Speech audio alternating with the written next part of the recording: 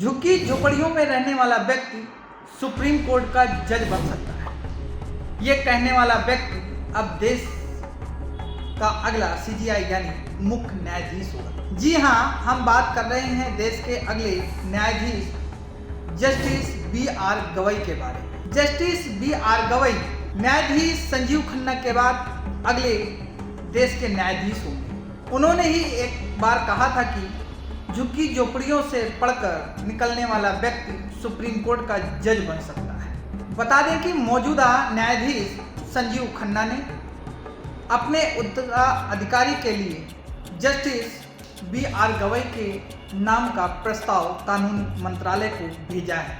यदि राष्ट्रपति भवन से बी.आर. गवई के नाम की अनुमति मिल जाती है तो बी.आर. गवई देश के अगले न्यायाधीश होंगे और इस प्रकार वो सीजीआई संजीव खन्ना की जगह लेंगे। Justice B R. गवई 14 मई 2025 को देश के अगले न्यायाधीश नियुक्त होंगे। इतना ही नहीं, इन सब के बीच एक खास बात यह है कि बी.आर. गवई मुख्य न्यायाधीश बनने के साथ साथ देश के दूसरे दलित मुख्य न्यायाधीश होंगे।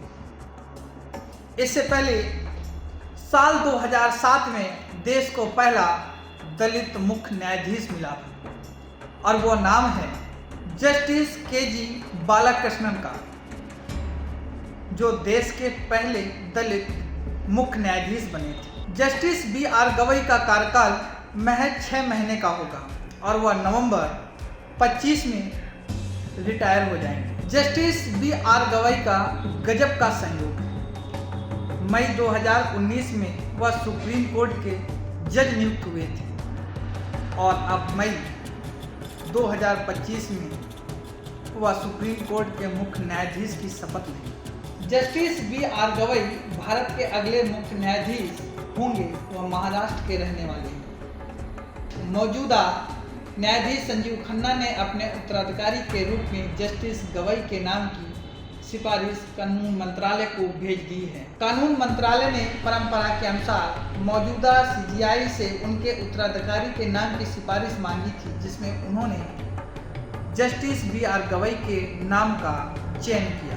इतना ही नहीं, अब इन सब के बीच एक सवाल यह है कि अब तक देश में कितने दलित न्यायाधीश हैं। तो बता दें कि यह केवल आज़ादी के बाद से अब तक का दूसरा मौका है जब हमारे देश को दूसरा दलित न्यायाधीश मिलने जा रहा है। इससे पहले साल 2007 में जस्टिस के.जी. बालाकृष्णन के रूप में देश को पहला दलित न्यायाधीश मिला था। Justice KG. बालाकृष्णन देश के 37वें मुख्य न्यायाधीश बने थे और वह इस पद पर 3 साल तक रहे थे। इस दौरान भी उन्होंने कई अहम फैसले सुनाए और उन्होंने देश हित में महत्वपूर्ण आदेश पारित किए।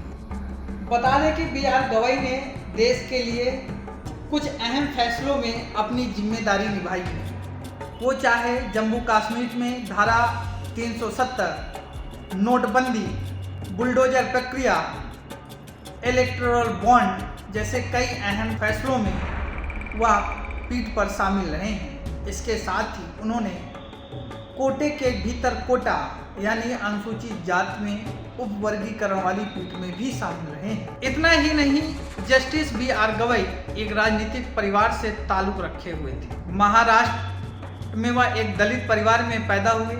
उनके पिता रमणलाल गवई महाराष्ट्र विधानसभा में स्पीकर के पद पर तैनात रहे और उनके पिता कई सालों तक राजनीति से उनका संबंध रहा। वह केरल, असम, बंगाल समेत कई राज्यों के राज्यपाल रहे।